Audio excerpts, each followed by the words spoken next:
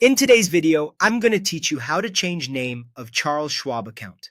There are two ways to approach this, and which one you choose depends on what you need. If you only want to change how an account label appears on your dashboard, you'll use a simple nickname. If you've legally changed your name and need it reflected on statements, tax forms, and official records, you'll submit a legal name change request with documentation. Let's start with the quick display change. After you log in at schwab.com, open your list of accounts and look for the small settings or gear icon next to the account you want to relabel.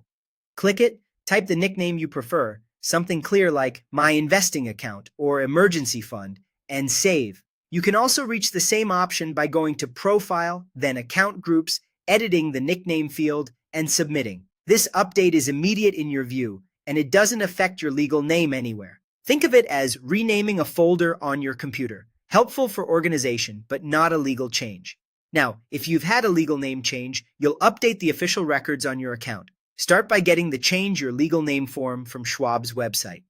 You'll typically find it under Support, then Forms and Applications, and look for Change Your Legal Name. Open the form and complete it carefully. Enter your current name exactly as it appears on your account, your new legal name, and the account numbers you want updated. Consistency matters here, so match spellings and punctuation precisely. Next, gather your supporting documents. You'll need a certified copy of the document that proves the change, such as a marriage certificate, divorce decree, or court order, along with a government-issued ID that shows your new name.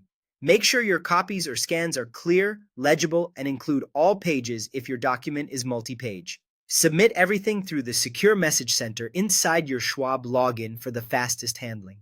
If you prefer, you can mail or fax your documents using the instructions printed on the form.